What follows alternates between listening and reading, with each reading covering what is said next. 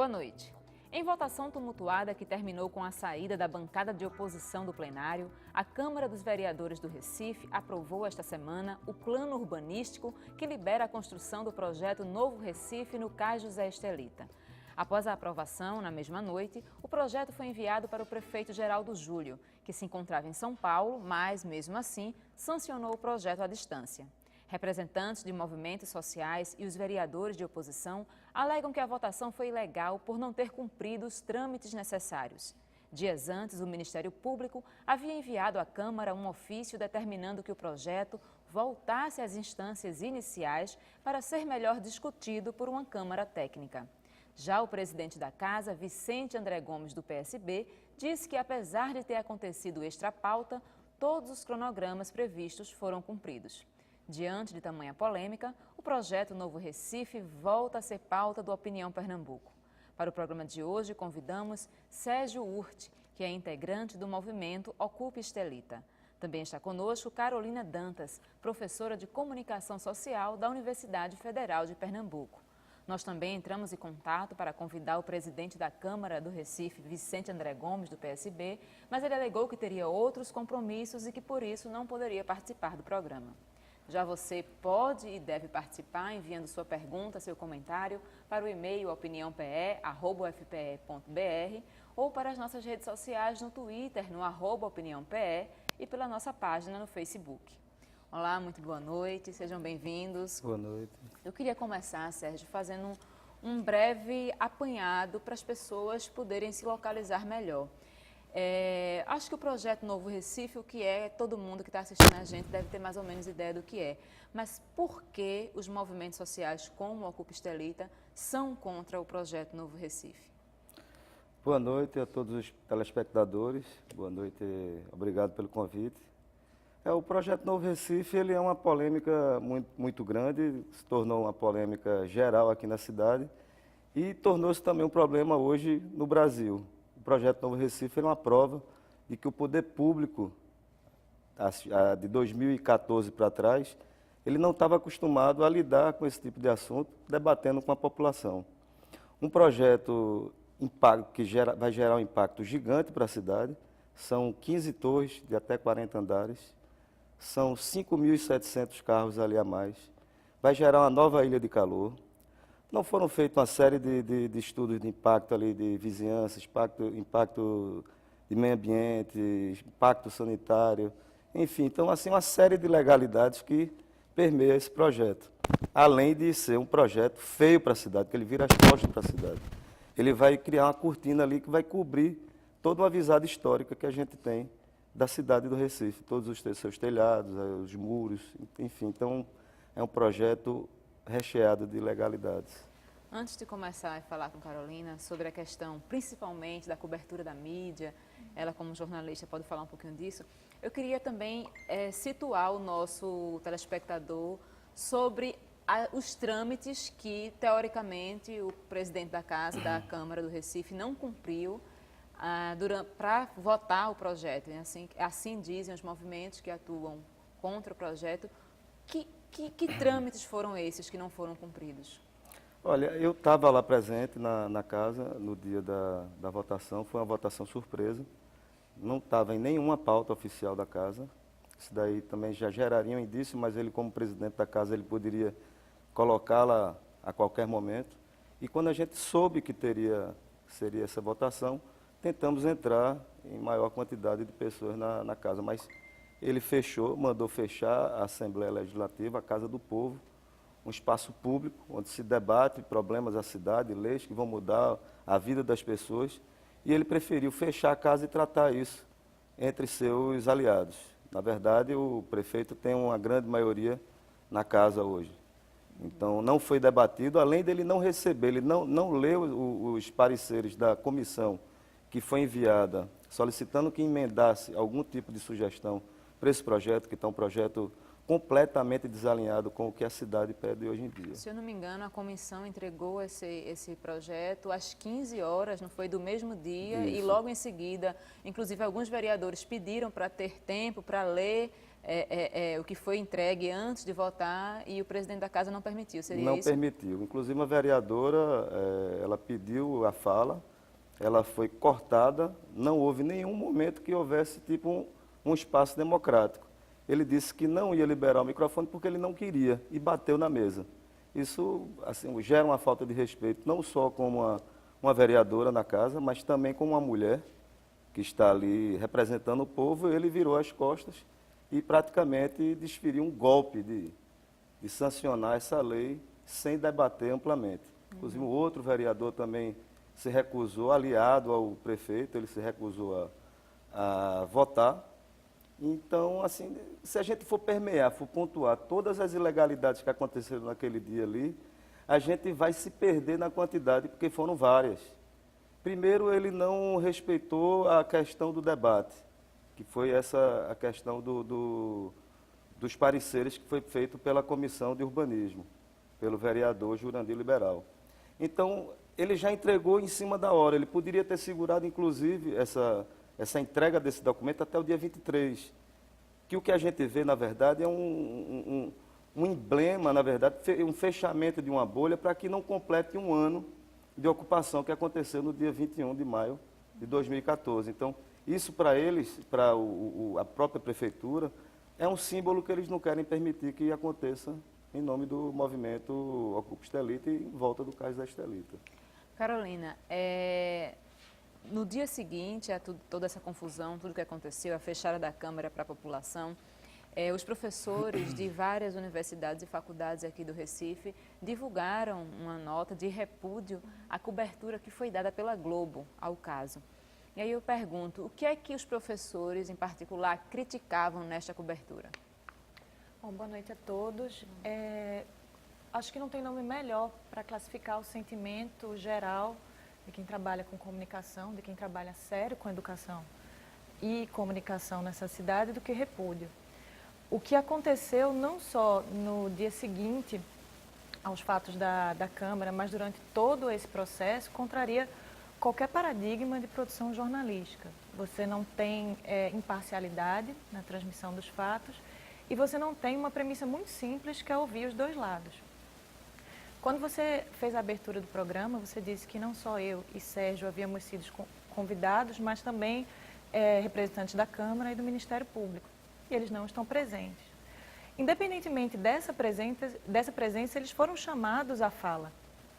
E há uma tentativa equilibrada, acredito eu, de se ouvir os dois lados. Então, não só a Globo, mas outros veículos locais, como o Diário, o Grupo JC, eles tendem a ouvir o lado oficialmente instituído, que é o lado do governo municipal e o lado das construtoras. Como todo movimento social, o Ocupa Estelita, ele tem algumas fragmentações e, para quem está de fora, algumas aparências difusas. Então, quem é o líder, o que as pessoas fazem, quem são essas pessoas, quais são os interesses por trás do movimento. Muitas vezes há uma crítica sobre esses movimentos, sobre não só o Ocupa Estelita, mas os movimentos sociais terem outros interesses de ascensão política. Então, esses grupos, não só o Ocupa Estelita, mas eles são constantemente deslegitimizados. Então, você acaba conferindo um caráter secundário a esses grupos. Uhum. Ao conferir um caráter secundário, você não dá direito à voz e acaba colocando só quem já tem lugar de fala. Governo, e no caso do Ocupa Estelita, no caso do Novo Recife, as construtoras, que têm um arsenal de comunicação muito significativo. Eu só queria aproveitar esse momento, já que a gente está abrindo o programa, e dizer que uma das críticas que se faz ao movimento Ocupa Estelita é que ele é um movimento novo, que surgiu do nada para defender a cidade e muito recorrentemente na mídia, inclusive no blog do Jamildo, que se coloca frequentemente contra o movimento, né? Chega a ser duro e grosseiro a forma de articulação, mas não é, as questões urbanas nessa cidade não são novas. Se a gente traçar um panorama histórico das relações entre cidade e direito, o que hoje se chama direito urbano no Recife, a gente vai bater no final do século XIX e início do século XX, quando a Igreja do Corpo Santo foi demolida, depois na construção da Dantas Barreto. Na década de 60, tem muitos textos falando sobre a verticalização de Boa Viagem, que tem muitos dos problemas que o Novo Recife pode vir a ter, de ilhas de calor, de uma cidade que é voltada para trás de si mesma, né, que não tem vista, que privilegia uma classe pequena. E agora, mais recentemente, o caso do Estelita. Mas o caso do Estelita não é isolado. A gente está falando de mídia. A mídia vem negando que algumas reivindicações têm sido feitas em relação à deteriorização do patrimônio histórico, em relação à construção da Via Mangue, a construção do Shopping Rio Mar. O Ocupa Estelita acaba dando corpo a essas reivindicações, mas certamente não é novidade. Sérgio, foram 22 votos a 0, levando em consideração que os vereadores da oposição se retiraram da casa.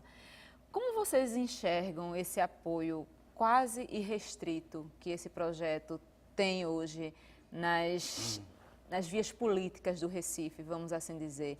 Como é que isso se configura? Pessoas que foram eleitas pelo povo para representar os interesses do povo e que, teoricamente, não estão bem fazendo isso. Como é que vocês enxergam esse apoio irrestrito? Esse apoio restrito, a gente vai chegar ao ponto, né, professora, da questão dos financiamentos privados de campanha. É o que a gente vai debater mais adiante, eu acho que nesse ano ainda, no próximo ano, porque essas empreiteiras são elas que financiam as campanhas desses vereadores, desses políticos, dos deputados, dos prefeitos, do governador. Então, a gente não tem como lutar. A gente, como cidadão, a gente se torna uma arma muito pequena, muito frágil, porque a gente não tem os controles da mídia, nós não temos o controle do capital, nós não temos o controle do poder dentro da prefeitura e dos governos. A gente está criando uma nova ferramenta de poder, que é o poder da sociedade informada.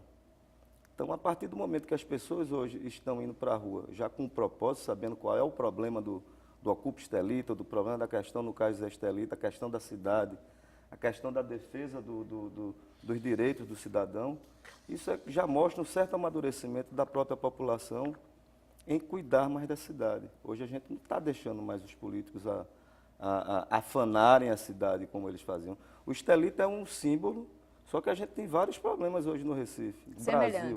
A gente tem aí um problema muito sério, daqui a pouco vai acontecer, é a questão da Vila Naval, que já está sendo negociada entre a Marinha, as empreiteiras e a Prefeitura.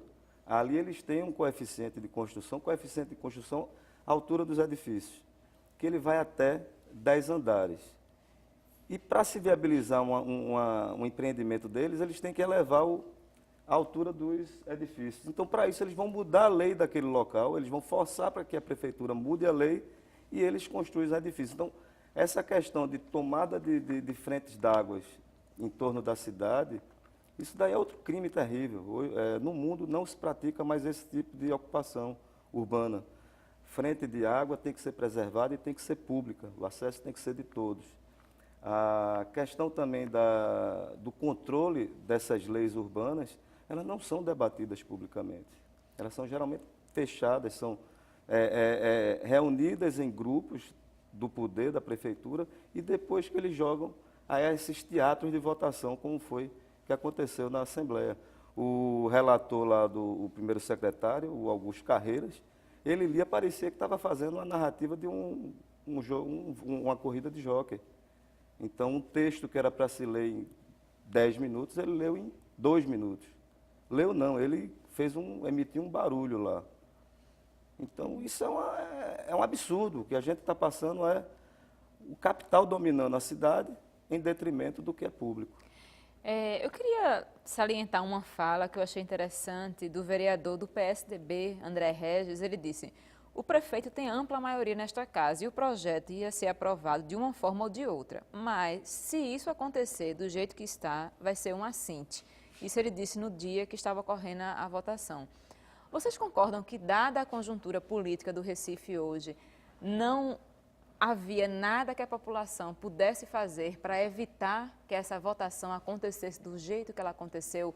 Eu quero dizer, o resultado da votação, que esse projeto fosse, no final das contas, aprovado? O que é que você acha, Karen? Bom, a minha fala ela tende a ser muito técnica e muito pouco esperançosa nesse momento. Vamos voltar à questão do financiamento de campanha.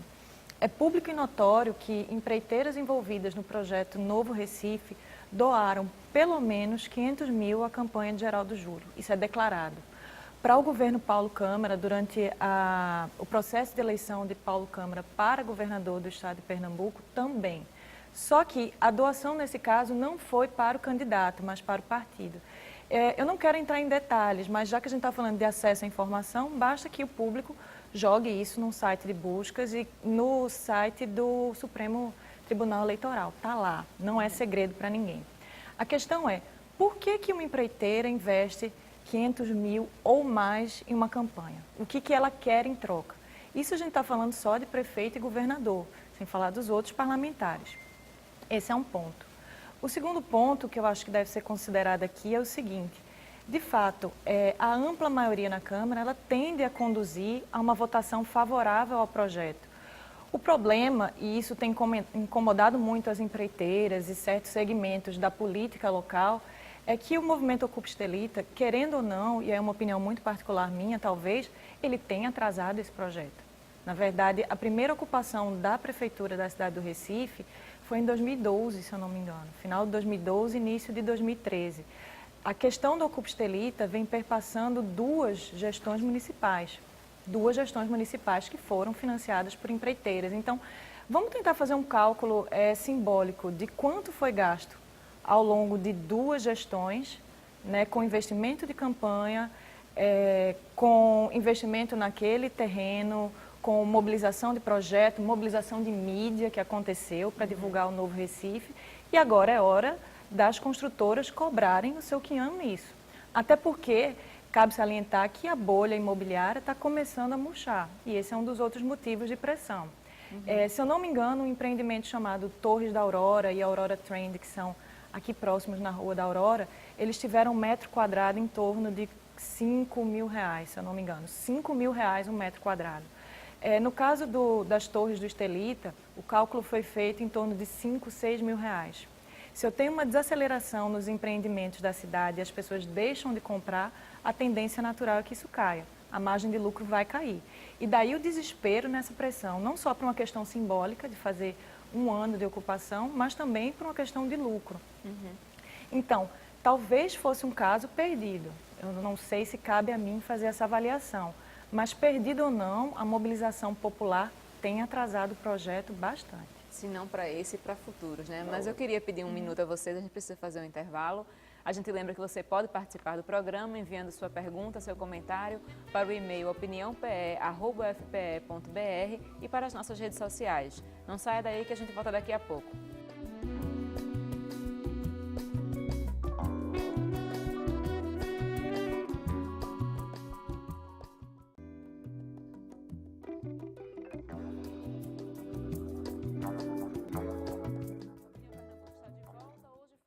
Sobre a aprovação do projeto Novo Recife.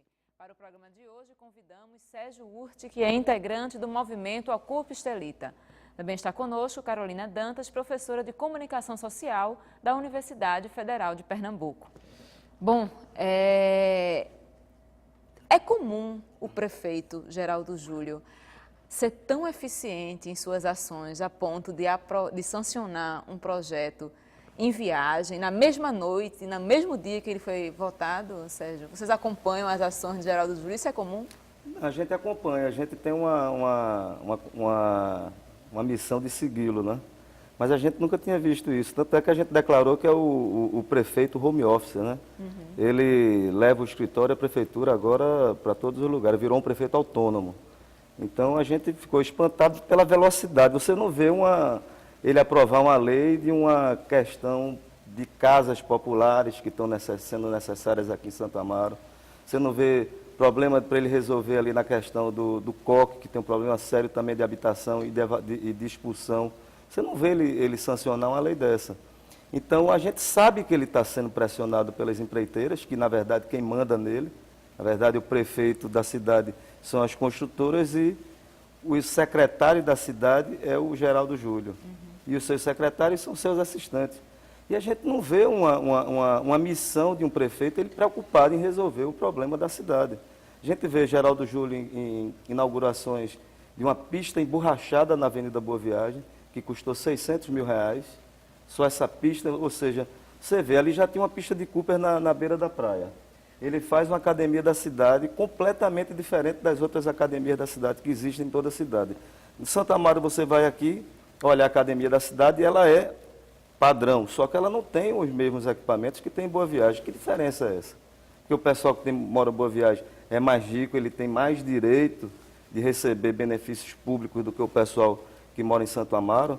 Então, assim, o separatismo já está na própria prefeitura. Então, como é que a gente vai conseguir assim, incluir mais democracia se eles não praticam esse tipo de democracia?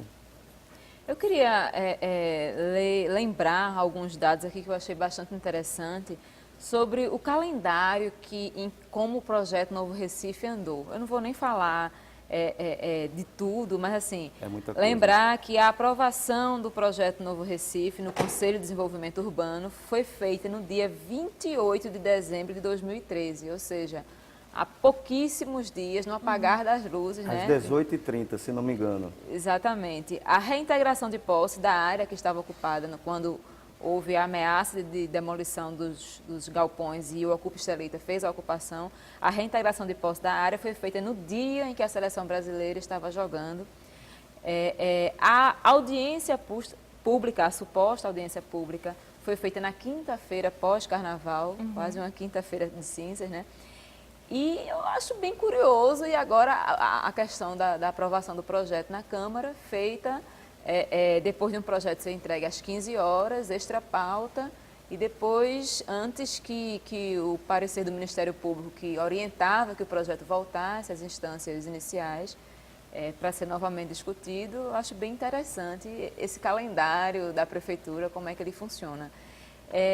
E aí eu queria fazer uma pergunta, que você fechou a última questão falando em democracia.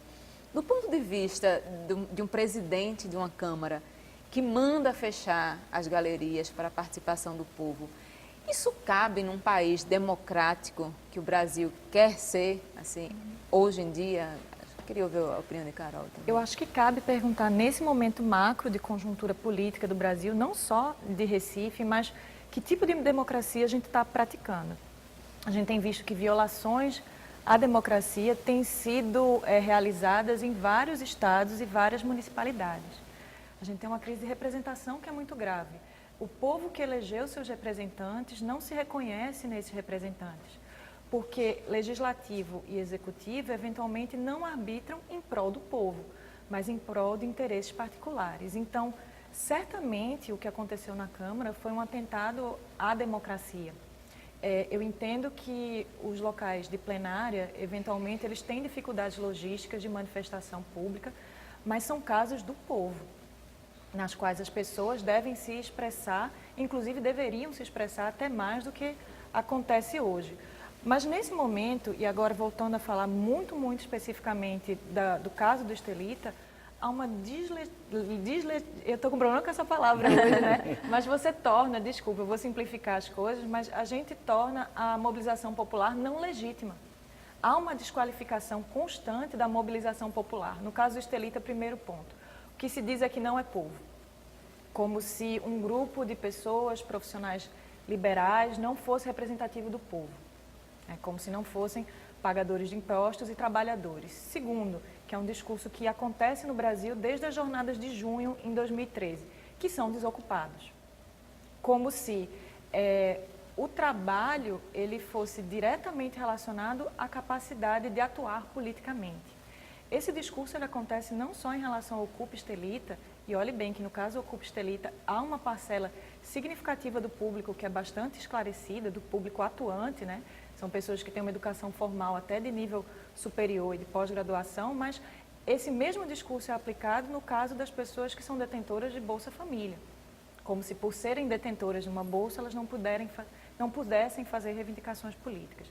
O fato é, a gente está em crise de representação e em função dessa crise, já que as instâncias políticas não sabem o que fazer ou querem negar o óbvio, que é a participação política cada vez mais ativa, as portas vão sendo fechadas ou vão sendo abertas quando é conveniente, como aconteceu no caso das manifestações recentes pró-impeachment, que a cobertura e o acesso ao poder é muito conveniente como aconteceu recentemente numa votação no Senado, se eu não me engano, que a força sindical estava presente em massa, mas também só a força sindical. Então, a gente tem que questionar por que alguns níveis da sociedade têm acesso e outros não. E para fechar minha fala, eu queria aproveitar uma coisa que está muito latente, que é o conflito e a forma como se trata o movimento social e sua relação com a polícia. A gente teve recentemente um confronto, o nome dado é confronto, entre o Choque e a Polícia do Paraná e professores. No Ocupa Estelita, na ocasião da ocupação do ano passado, aconteceu um choque violento, mas curiosamente, nas manifestações do impeachment que aconteceram muito recentemente, que são manifestações obviamente legítimas, a polícia foi colocada em situação de parceria com a população, tirando fotografias e circulando adequadamente. Veja, o confronto ele parece existir quando há uma negação do que o poder instituído quer. Então, toda vez que o movimento social, sejam professores, sejam estudantes, sejam profissionais liberais, se coloca negando aquilo que o poder instituído está legislando ou está impondo, a gente tem confronto e violência. Nos outros casos, aparentemente não. Eu vou pedir mais um tempinho para vocês, a gente vai precisar fazer um intervalo por horário político. A gente lembra que na volta você pode participar enviando sua pergunta, seu comentário para o nosso e-mail opiniãope@fpe.br e para as nossas redes sociais. Não saia daí, a gente vai assistir o horário político, mas daqui a pouco a gente está de volta.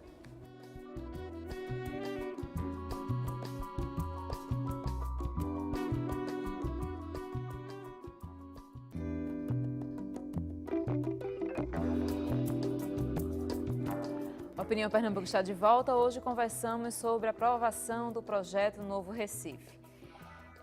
Sérgio, eu acho que uma coisa que intriga muito a população e muita gente não consegue entender é por que o fato do consórcio Novo Recife ter comprado a área, e a gente discute um outro mérito, se o leilão foi legal, se o preço pago foi justo, mas enfim, teoricamente o consórcio comprou aquela área. Por que o fato dele ser dono hoje daquela área, mesmo assim não dá a ele o direito de fazer o que bem entender com um terreno que teoricamente é dele? Vamos lá, essa pergunta ela é muita gente faz esse questionamento. Primeiro, eles teoricamente não são proprietários, eles tecnicamente sim, são proprietários daquela área que eles adquiriram no leilão, que está sendo questionado na justiça. Custou 55 milhões de reais, uma área gigante daquela, uma área nobre no coração da cidade, na frente de água, na beira de um rio. E para que ele possa fazer qualquer coisa ali, ele tem que seguir os parâmetros que normatizam aquilo ali, que são os planos diretores da cidade, que está acima desse plano diretor está o Estatuto da Cidade, que isso é uma lei federal que normatiza como é que se deve ser construídas as cidades. Então, ele tem que ter referência a essas leis. Então, essas leis, elas padronizam qual o coeficiente de área, qual a altura que se pode construir próximo a sítios históricos, que é o caso ali do Cais da Estelita, que é essa questão toda onde a gente está batendo. Além da proteção do patrimônio histórico, tem a questão da proteção do meio ambiente, tem que ter estudo de impacto ambiental. Lógico que aquilo ali vai ter vai ter um impacto ambiental muito forte. As pessoas perguntam, mas proteger o meio ambiente é só a mata, o mato? Não, o meio ambiente somos nós, é a cidade. Então, para que haja esse tipo de procedimento, tem que se atender todas essas normas.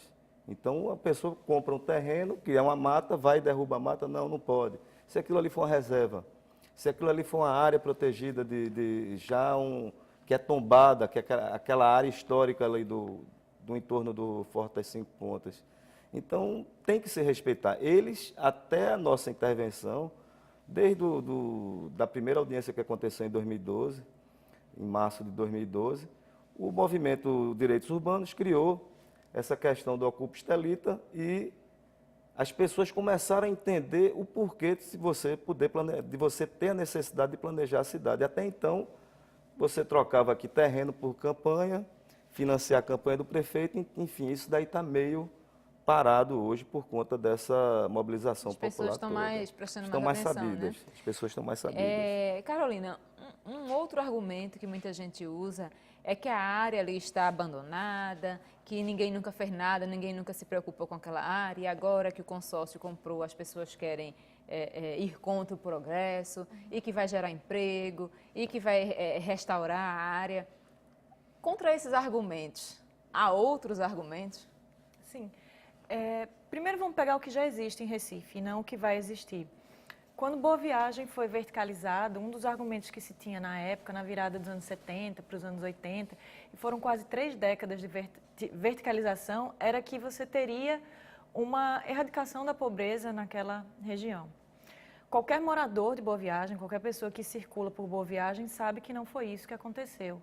O que aconteceu foram que as pessoas de baixa renda, elas foram se esgueirando por terrenos e localidades onde os prédios não estavam. Então, o fato de haver uma verticalização, uma ocupação vertical, não implica insegurança pública. Esse é um argumento que se usa. Um outro argumento é o da geração de empregos, que a construção das torres gera empregos. De fato, gera. Isso é uma coisa que a gente não pode questionar. Mas gera emprego temporário. A construção civil, ela se pauta por efetivação de emprego temporário. Inclusive, com esse boom imobiliário que teve em Recife, veio muito trabalhador do interior, no movimento de trabalho pendular, e que voltava ou diariamente para suas localidades, ou que dormia aqui, morava na obra enquanto a obra era feita e depois voltava. Então, o fato de se gerarem empregos não significa que esses empregos serão permanentes, que eles vão trazer uma melhoria global de qualidade de vida. Mais um argumento é que aquela região está abandonada e que a construção dos prédios serviria para trazer um dinamismo de circulação de pessoas. Eu gostaria que as pessoas olhassem para as 2 torres que tem ali na mesma área, eu acho que é Pier Maurício de Nassau e Pier Duarte Coelho, e que esses 2 prédios eles são isolados. Primeiro porque não tem um eixo, esse pode ser um argumento das construtoras, não foi feito um eixo com outras edificações e moradias ali, mas também porque o tipo de moradia padrão classe média alta, como eles gostam de dizer, padrão Moura do B, é um padrão muito isolacionista. Aquela comunidade que habita o prédio se isola e se fecha de todo mundo que está fora. Então, o fato de terem as torres vai sim gerar um movimento de carro, vai sim gerar um movimento de ônibus, porque haverão trabalhadores, empregados domésticos, seguranças, porteiros, esse emprego é mais perene, mas não significa que no entorno a gente vai ter uma movimentação contínua de pessoas. Sérgio, e agora? É fato consumado, o projeto vai subir, ainda há brechas legais para se contestar a aprovação desse projeto? Olha, existem brechas ainda, o fato consumado ainda não, porque eles ainda não conseguiram, não começaram as construções. Eles inclusive, a questão das 2 torres, aquilo ali foi muito contestado na justiça, né? Inclusive, um juiz federal determinou que fosse depositado R$1 milhão para pagar as dinamites que iam implodir as 2 torres. E esse juiz federal sofreu um atentado no seu gabinete, segundo informações, com um tiro disparado de um helicóptero que se arrodeou a Justiça Federal. Então, isso daí além desses problemas que a gente tem dos enfrentamentos do dia a dia com o poder público, a gente ainda tem esse poder de gangster que... A gente sabe de promotores que foram afastados, afastados, colocados para outras... Exatamente. E só um parênteses, eu acho que não tem a BITS, eu não tenho certeza, é uma Não, coisa que a gente pode verificar, mas eu acho que não tem a BITS. As 2 torres, elas ainda não têm a BITS. O terreno, o leilão do terreno já foi considerado ilegal pela justiça, né? Foi dado ganho de causa, não é? Só que depois aí tem essa questão do fato consumado, que no Brasil ainda se pratica. Como é que se pode consumar um fato que está uma ilegalidade bruta ali. Comprovada, já com vários pedidos, inclusive, não só de um juiz federal, mas inclusive do próprio Ministério Público, aí, recomendando que houvesse determinação imediata, parada daquela obra. Então, o que é que acontece? A gente tem a brecha aí do mandado de segurança para tornar esse procedimento que aconteceu na Câmara, capitaneado pelo presidente, o Vicente André Gomes, que torne nula essa aprovação dessa lei, já que foi feito desrespeitando vários procedimentos legais e sociais. Outra questão é a questão do tombamento. A gente está com um pedido muito forte, a gente está negociando junto ao Ministério da Cultura, que até agora ainda não deu seu parecer final. Aquilo ali ainda está para ser tombado, inclusive a gente está com um evento chamado Estelita de Todos. No dia 17 a gente vai fazer um passeio com arquitetos, urbanistas, professores da Universidade Federal, em conjunto com a Universidade Federal, para fazer uma avaliação histórica, para se tornar um documento que isso vai fazer parte desse processo que está no Ministério da Cultura e com o IFAM em Brasília. Então, para a gente, isso é mais uma batalha que a gente está enfrentando.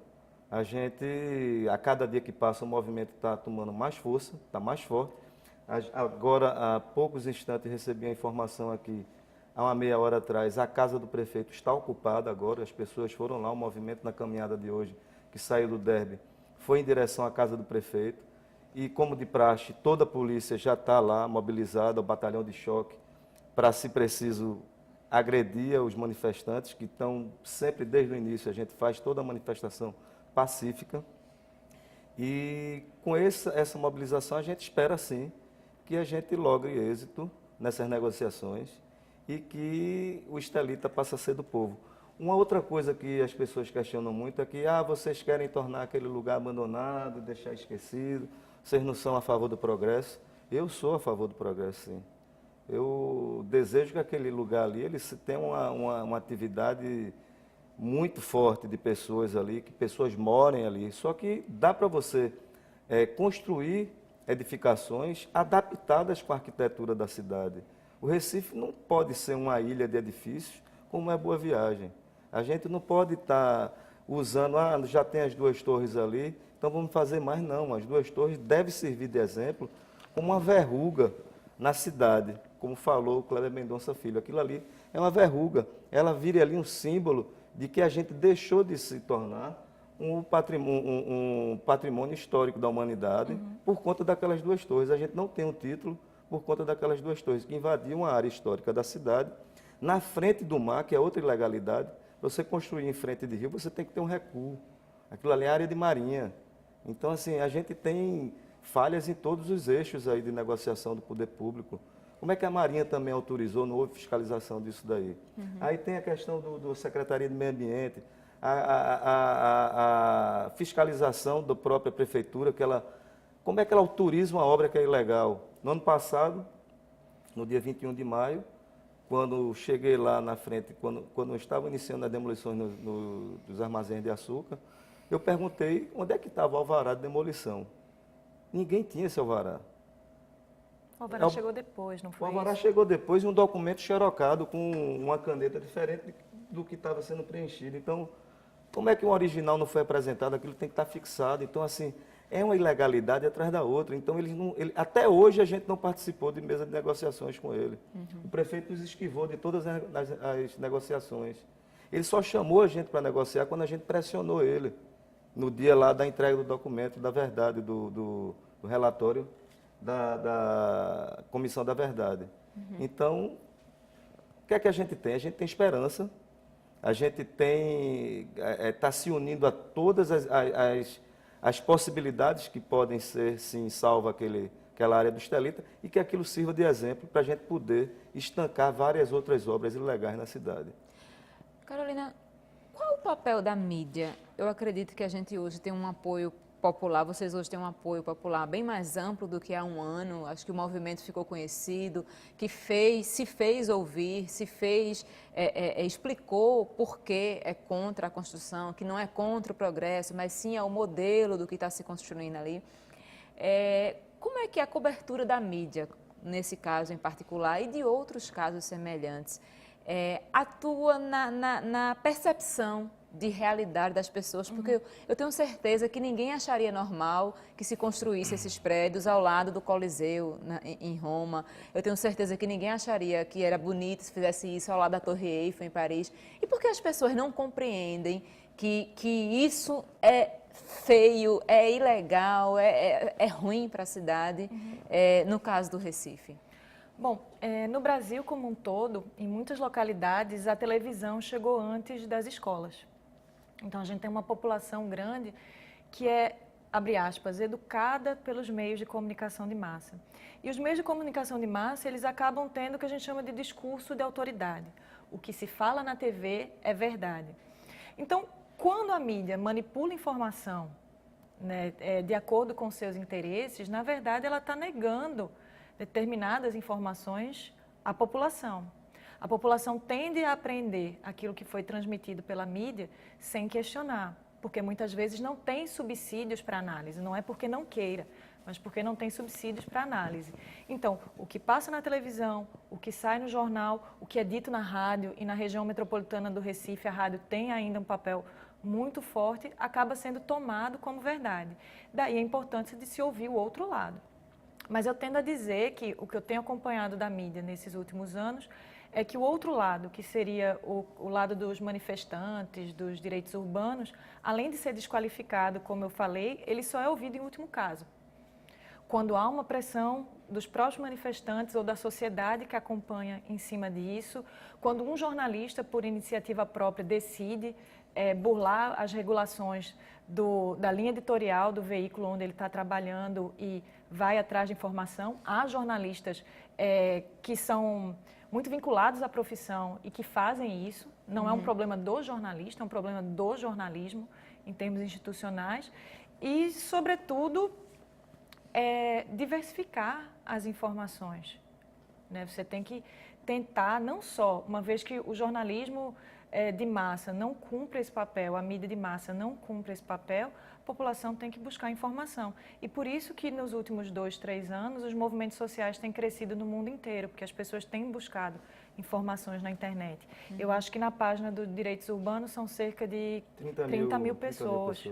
É bastante gente. Houve, se eu não me engano, Sérgio pode me ajudar, houve uma petição que foi assinada por 15 mil pessoas, mais ou menos. Isso. Teve uma carta, primeiro a gente fez uma carta ao Geraldo Júlio, logo quando ele foi eleito, que a gente teve 14 mil assinaturas.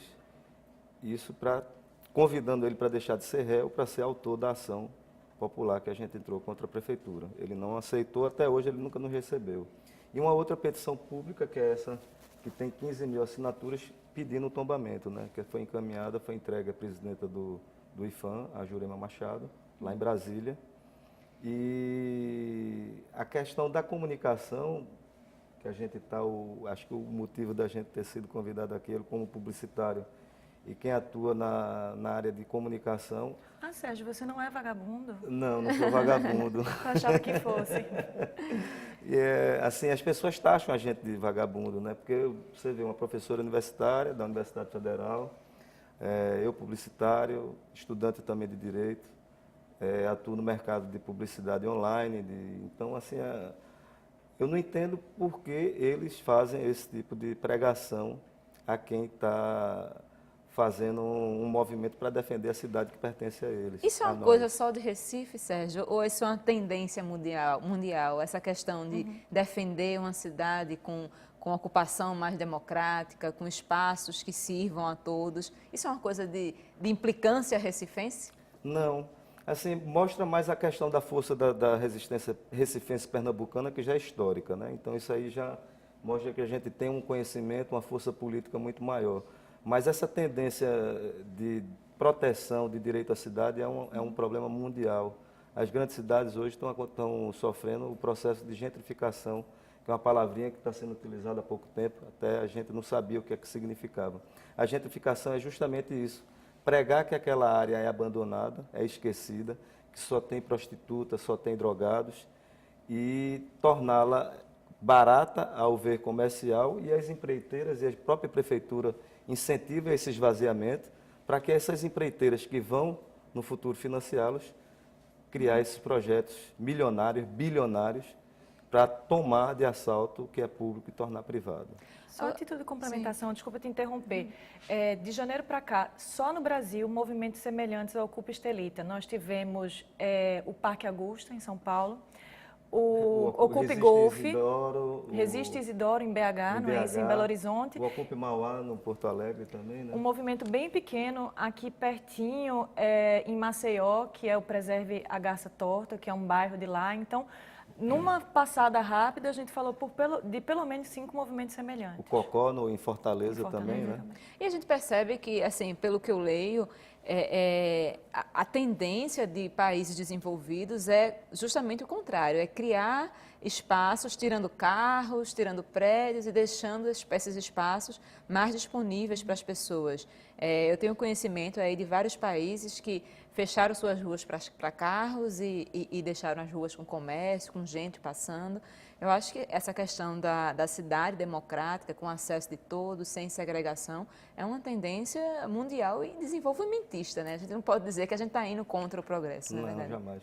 O que acontece é as pessoas provocam o esvaziamento da cidade em detrimento dos carros, é o que a gente mais discute. Recife hoje é uma cidade que tem o pior trânsito do Brasil e dizem que é o terceiro pior do mundo. Se não for o pior, acho que aqui em Recife tudo é o maior do mundo, é o pior de todos, ou o melhor de todos.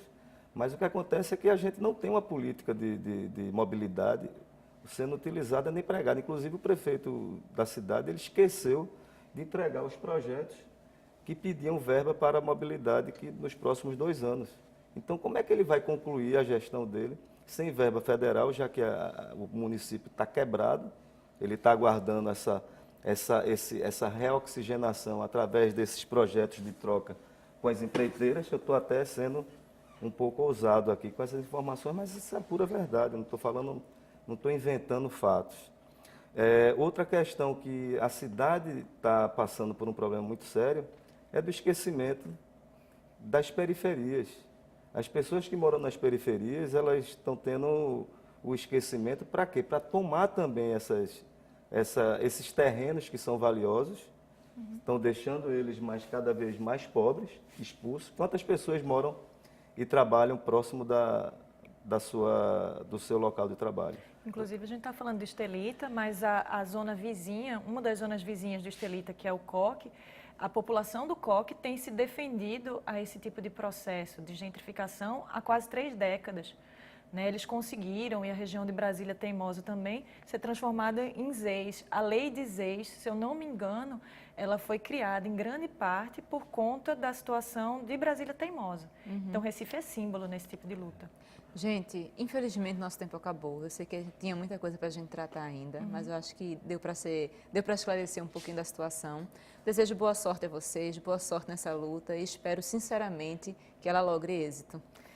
Eu posso fazer só um convite? Rapidinho. Eu queria convidar todos vocês agora, no dia 9, agora domingo, vai lá na Praça Abelardo Rijo, a praça ali do Cabanga, onde a Rural sempre reuniu as pessoas. Vai ter apresentação de Otto, vai ser um ato simbólico em defesa do Cais da Estelita, a partir das 4 da tarde, no domingo. Agora. Então, acho que é dia 10, domingo dia 10, a partir das 4 da tarde. Isso. Muito obrigada pela presença, boa noite para vocês. Obrigado. Uma boa noite para você que nos acompanhou até agora. Até o próximo programa.